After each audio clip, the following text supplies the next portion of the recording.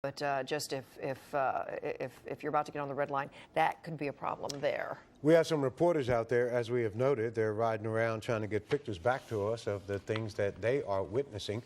They're having a great deal of difficulty doing that because it's not safe to put those antenna up that we use to send those pictures back. Right. And Shamari Stone was just at 13th and U a short while ago, and apparently a roof might have collapsed on a building, and there were some problems. What he was showing us on Skype, he said tiles, and then he said they were up on a roof seeing if there was something on the back of it that had collapsed. It was a kind of a blurry picture he was Skyping.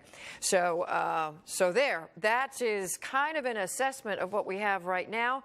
But let's figure out what's going on with the atmosphere. But Doug has told us that we don't have to worry anymore because, at least in terms of the weather and of that storm, because that storm has left us. Yeah, that storm has left us. It's now making its way out there towards the eastern shore. You can see where that line is right now, making its way right over towards Dover, Delaware. The strongest of these storms is just to the north of Baltimore. Somebody just asked me, hey, Doug, is it a good idea, now that this is passed, can we drive up towards Baltimore, maybe along I-95?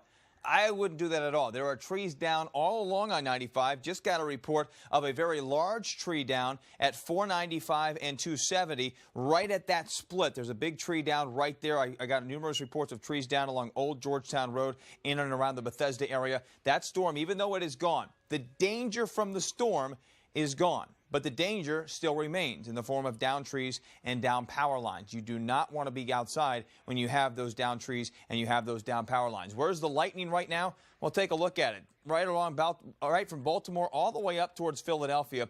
All of Delaware now under a severe thunderstorm warning. The eastern shore under a severe thunderstorm warning, and over towards portions of Delmarva, including Rehoboth Beach, Ocean City, over towards Rehoboth and Lewis, all under severe thunderstorm warnings as that same line continues to move on through here. Still some rain back towards the west, but the heaviest winds are now gone. The rain still falling over towards Annapolis, over towards Route 50, and over towards 301 back into Delaware when you get over there right by the outlets. We're still seeing that rain out there, so still not a good idea if you're thinking about heading down toward the beaches tonight. I know some of you are. You've been asking those same questions.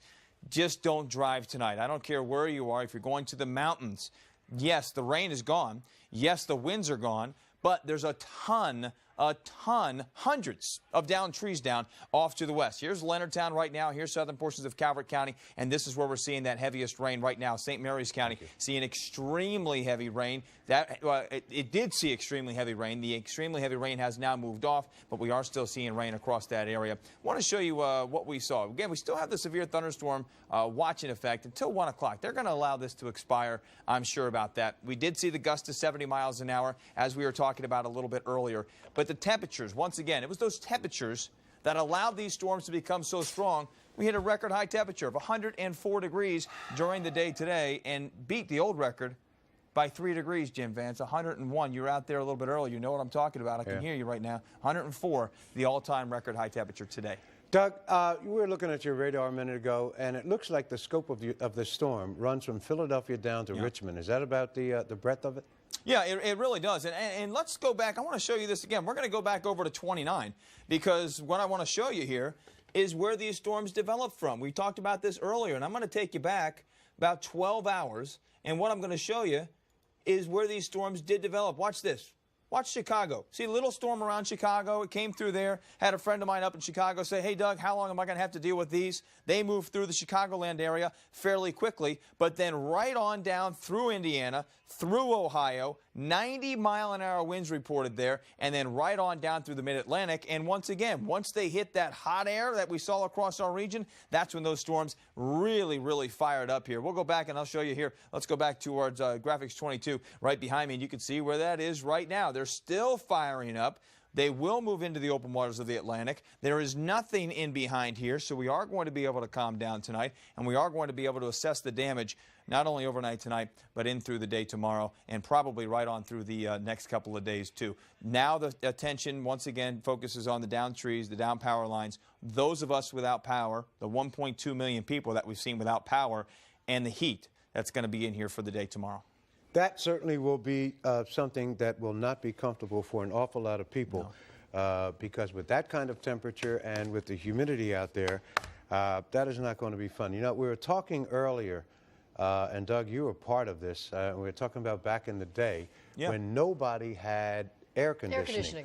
And it occurs to me just now that, and I was talking about how when I was young, on a day like this, like we had today and what we're anticipating tomorrow, parents would send their kids to the movies.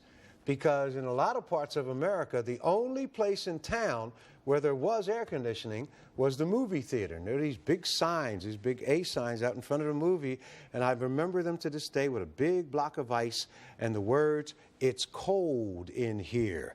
And so maybe a good shot for a lot of parents tomorrow to keep their kids out of their hair would be send that kid to the movie, except back in the day, you could stay there all day because what you got was you got the newsreel, and then you got 3 serials, and then you got about 10 cartoons, and then you had a double feature. And if you had enough money, you could have breakfast and lunch in the movie theater. That would keep you in there from what, like 9 to what? From 9 to about 3 o'clock in the afternoon as the sun started going down. Bad. And then you come back home and eat dinner. Jackie Benson doesn't remember that because she's far too young, but she is old enough to be out there now assessing the damage as she has seen it. Where are you, Jackie? Oh, bless you, my friend. We are at the scene of what is just a big mess at a 7-story apartment complex here in Riverdale, Maryland. I don't know if you can see any of this that I'm feeding to you. It's very, very dark out here. But what happened tonight was essentially part or much of the roof blew off of this building. You know, it is home to hundreds of people. There are boards from the roof of this flung through the parking lot. People are walking around in the dark. Some got out. They didn't even have shoes on to get out of that building to avoid being injured by the wood and nails and glass that were just flying. Now, Prince George's County Fire Department has a huge problem ahead of them here tonight. There are several hundred people who cannot go back in this building. They probably will not be able to go back in here tonight, and they have got to find a place to put them up, because I can tell you, we are all standing out here in the rain right now getting soaked. I don't know if you can see what I'm showing you right now. These gentlemen are trying to get some wood that is under their car to keep them from being able to drive out of here. Wood with, I think somebody got a flat tire because of the nails in the wood, and they're trying to get it out of here in order to be able to drive away and to hopefully go somewhere where they've at least got a roof over their heads. Again, it's a situation here. There's parts of this roof that are on power lines. That's on power lines next to the building, and everyone's just wandering around this parking lot, you know, trying to figure out where to go, what to do. It's just a mess here right now, and I think we're getting ready to head on to another location, but when we get more, we'll bring it to you. Back to you. Okay, Jackie, tell me again where that building is. This is on Riverdale Road in Riverdale. Right. It is a 7-story apartment building. And on your way there, give us an idea of the damage that you saw from this storm. Well, what we did is we came from Prince George's County Police Headquarters, which, as you know, is over near FedEx Field. What we did was we drove down Martin Luther King Avenue. We drove down 202. It's very spotty. What I can tell you is some places have power. They're doing business. The CVS is open. And then other places are like this here at the Park Tanglewood Apartments. And again, I'm hoping you're able to see some of what I'm showing you, because it's very, very dark here because there's no power. It's just a mess. All right. It's a lot of devastation. I got parts of this building. I don't know if you can see this picture, and I apologize. It's so dark. Parts of the roof on 2 cars here in the parking lot. Wow. All right. Okay. Wait a minute. Excuse me. Brendan, are we going to Pepco, Myra Opal, or who are we going to now? Hang on a second. We just have to talk to our producer. Okay. Okay, and we're going to Fairfax County. And Dave, I didn't get your last name, honey. I'm sorry. What is the situation in Fairfax County right now? We have a lot of trees down. We have trees into homes. Unfortunately, we have had several fatalities.